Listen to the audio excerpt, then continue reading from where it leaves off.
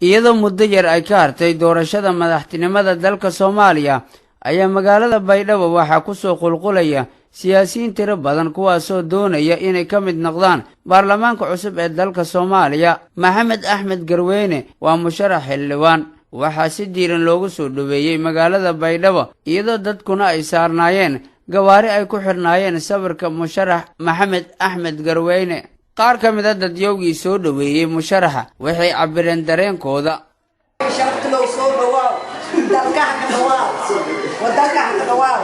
digni mirflaha ka dhawaaw sagaadisiida ka dhawaaw harin shareeyay ma sagaadisiida laakiin guudi sagaadisiida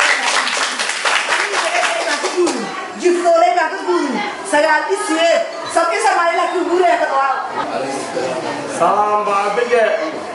hanin dhawaaw helbaan lan oonay taway sugaani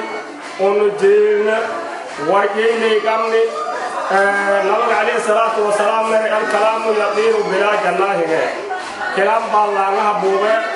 kalaamka hanii buugi warka hanii mari kiin ajiibni waa kiin dhawaayan onu ko macrifo kale kiinka lahayni may buwaaha ilaahay helbaan jar ilaahay kii weel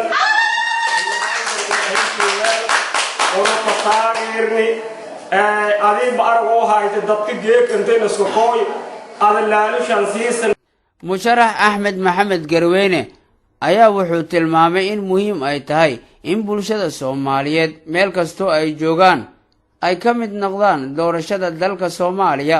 isagoo dhinac kalena sameeyay ballanqaad ku aadan haddii uu ku guuleysto xilka xildhibaannimo ee baarlamaanka cusub ee dalka Soomaaliya ee haatan soo socda.